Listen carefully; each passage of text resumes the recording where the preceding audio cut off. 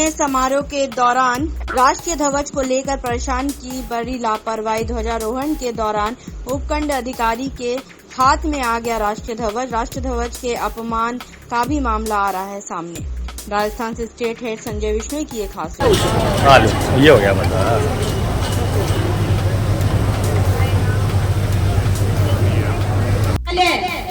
कि बच्चियों को भी राष्ट्रगान के लिए मंच पे आमंत्रित करती हूँ।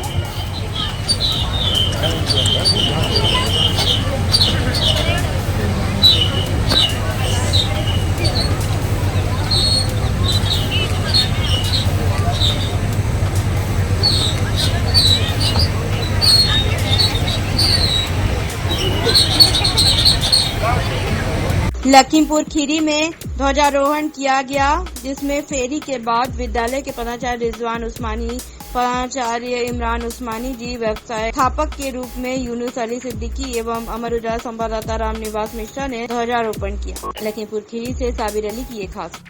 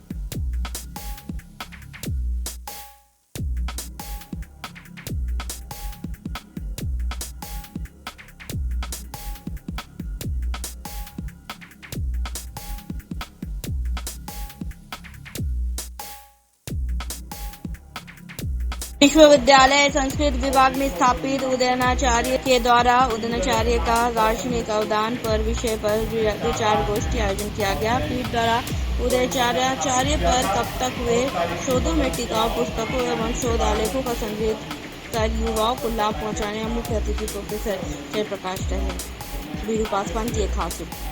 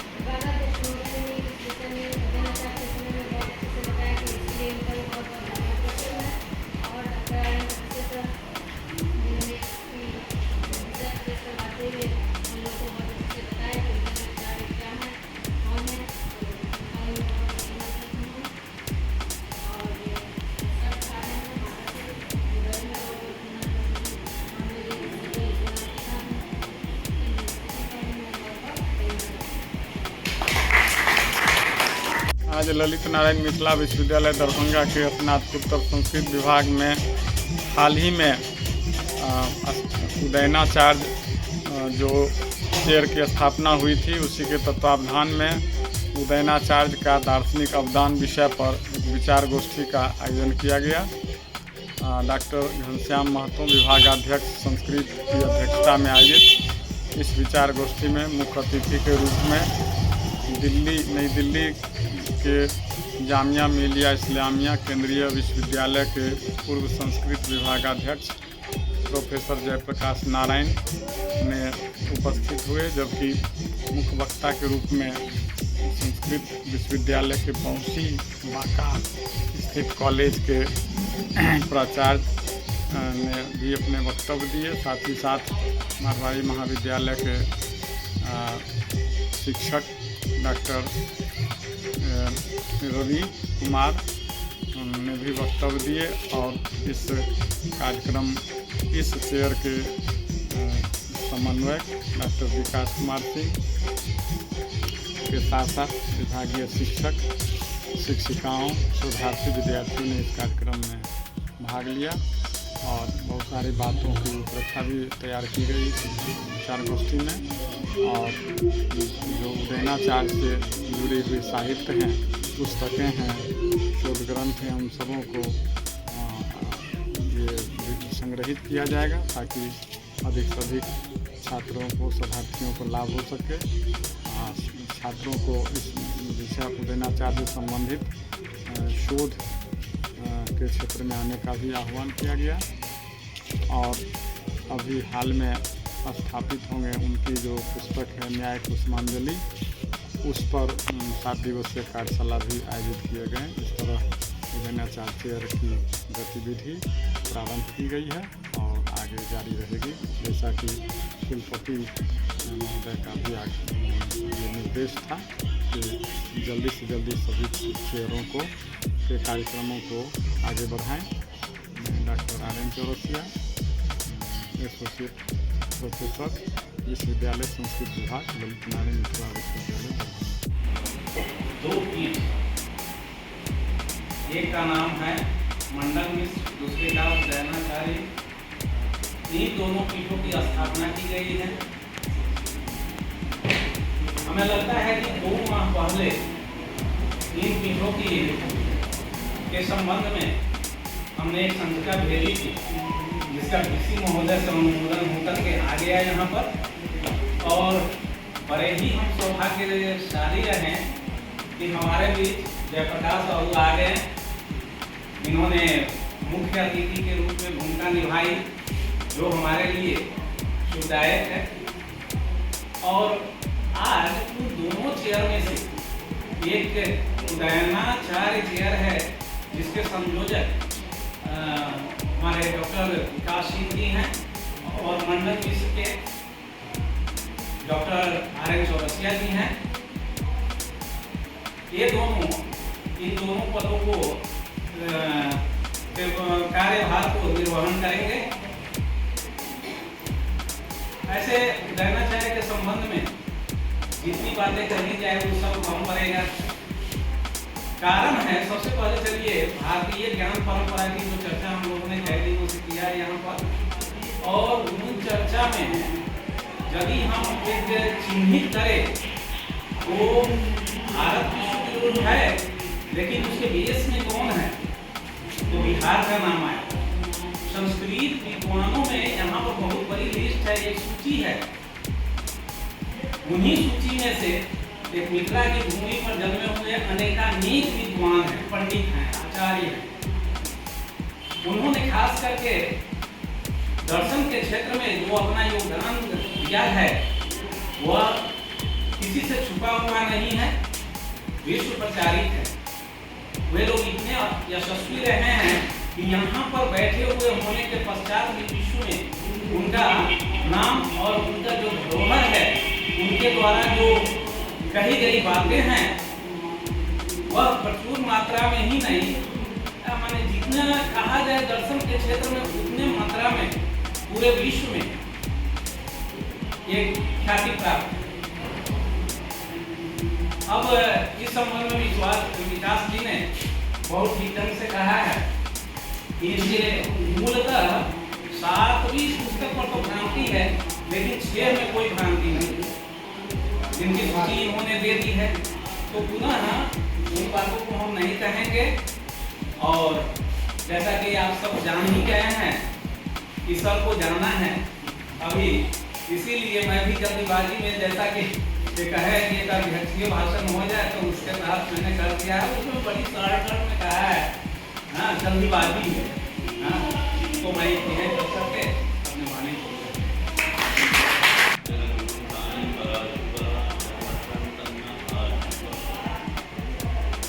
परम सम्माननीय ललित नारायण मिथिला विश्वविद्यालय संस्कृत विभाग के अध्यक्ष महोदय आदरणीय महबूब साहब, इस उदयनाचार्य पीठ के संयोजक हमारे प्रिय अनुज विकास सिंह जी, सर्वदा कार्यक्रम में रहने वाले जो ऊर्जावान अध्यापक हैं हमारे मित्र आनंद बसिया जी, श्रीमान प्रकाश चंद्र यादव जी, साथ ही विभाग में बैठे हुए सभी शोध छात्र एवं अध्यापक कर्मचारी। ये हमारा सौभाग्य है कि आज संस्कृत विभाग, जहाँ से मैं 87-89 बैच में MA किया था, अब मेरा नाम भी देख सकते हैं, और मैं अपना यहाँ पे रहा। ये मेरा सौभाग्य है कि आज इसी विभाग में आकर मैं एक अतिथि के रूप में भी उपस्थित हूँ, कभी शिक्षक के रूप में भी आया हुआ हूँ। ये बहुत बड़ा सौभाग्य है और इस विश्वविद्यालय को मैं नमन करता हूँ।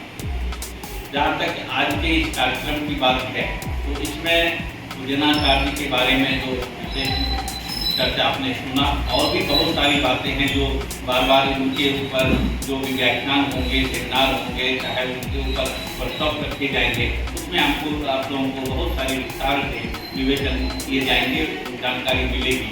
निश्चित रूप से यह मिथिला धरती जो है ज्ञान की धरती नहीं है।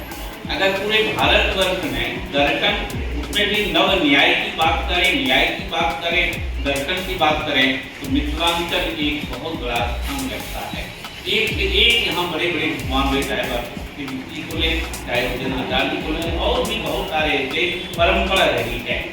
अगर उसमें ये उदयनाचार्य की स्थापना यहाँ पीठ की हुई है, तो निश्चित रूप से ये विश्वविद्यालय को भी मैं धन्यवाद देता हूँ कि कुलपति महोदय ने अनुमति दिया और एक अच्छे ऊर्जावान संयोजक को दिया है यह दायित्व। तो निश्चित रूप से यह कार्यक्रम बहुत अच्छा रहेगा।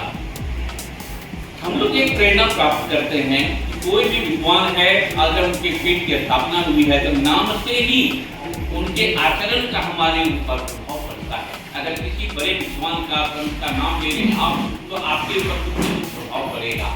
उसी तरह से यह पीठ की स्थापना हो रही है, बार बार चर्चा आएगी, बोर्ड लगेंगे, उनको देखेंगे, उनका सेमिनार होंगे, तो लोगों के बीच में उनके जो संदेश रहे हैं, उनके जो दर्शन रहे हैं, वो आप तक पहुँचेंगे, आप उनको जानेंगे, आप समझेंगे और आपको प्रेरणा मिलेगी कि क्या वो यही धरती है जहाँ हम भी हैं और हम कहाँ हैं, हमें कहाँ होना चाहिए, क्या उनके संदर्भ में हम कहाँ पर हैं, उनके लायक हैं।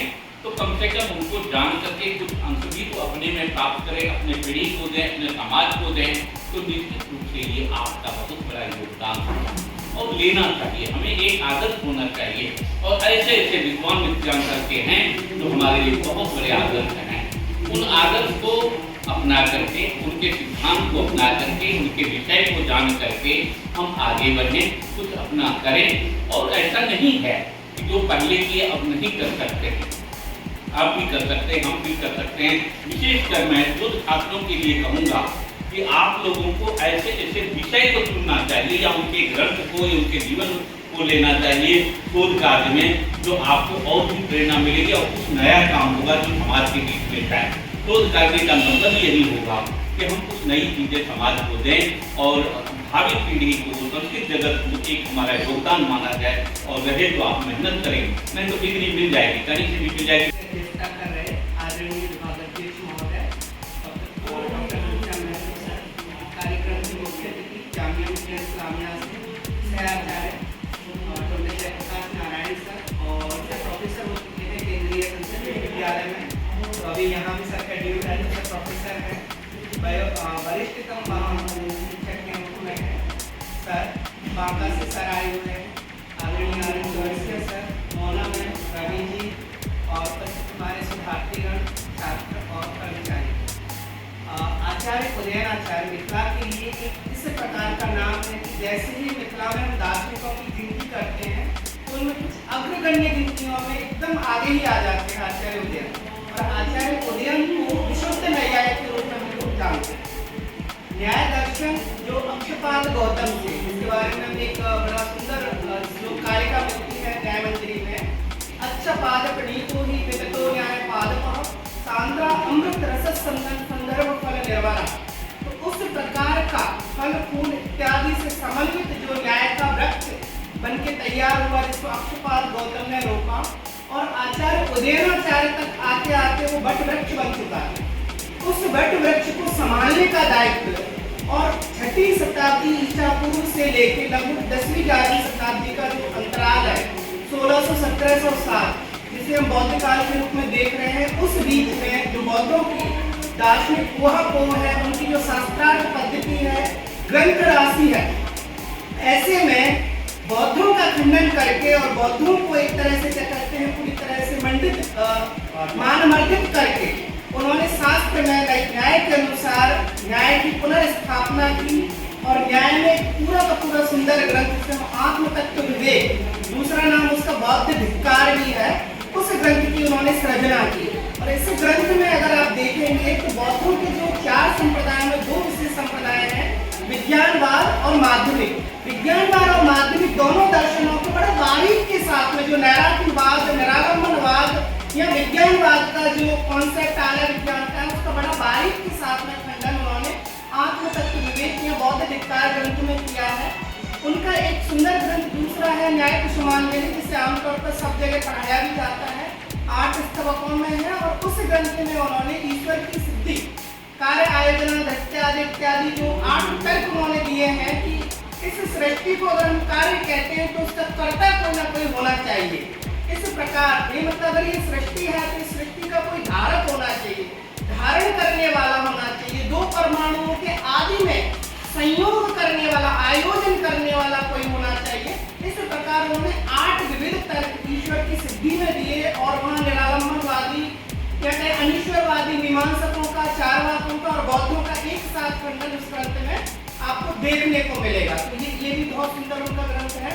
और दूसरा जो है कि वैशेषिक दर्शन का उनका वैशेषिक सूत्र जो आचार्य कणाद ने लिखे, उनका प्रशस्त पाद भाष्य लिखा, जिसे पदार्थ धर्म संग्रह भी कहते हैं, उसकी टीका, प्रणावली टीका की रचना आचार्य उदयनाचार्य ने की और वहाँ वो विशुद्ध वैशेषिक आचार्य बन गए।